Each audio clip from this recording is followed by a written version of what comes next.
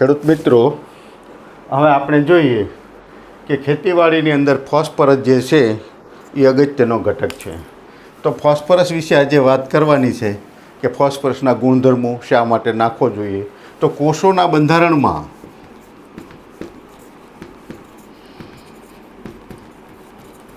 સજીવોના કોષોના બંધારણની અંદર ફોસ્ફરસ જે છે અગત્યનો ઘટક છે. વનસ્પતિમાં આપણને શું ફાયદો કરે છે?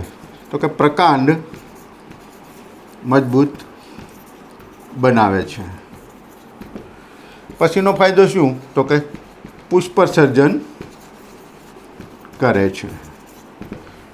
તો ફોસ્ફરસ જે છે એ 17 તત્વોના મુખ્ય ઘટકમાંનો એક ફોસ્ફરસ તત્વ છે. તો ફોસ્ફરસને આપણે આપીએ છીએ ખેતીમાં કયા સ્વરૂપે? તો કે ડીએપી, ડાયમોનિયમ ફોસ્ફેટ, એની અંદર 48% ફોસ્ફરસ છે.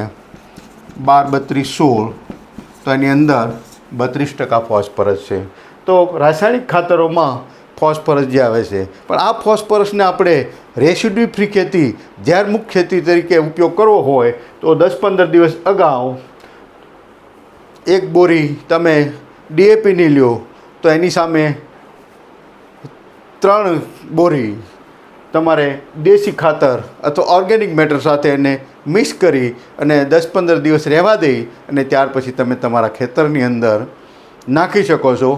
જેની અંદર જે નુકસાનકારક ઘટકો હશે એ નુકસાનકારક નહીં રહેતા આપણા સજીવોને જરા પણ નુકસાન કરશે નહીં. તો ફોસ્ફરસના ગુણધર્મોની વાત કરીએ તો ફોસ્ફરસના ગુણધર્મો, તો ફોસ્ફરસ જે છે એ ગતિશીલ તત્વ નથી.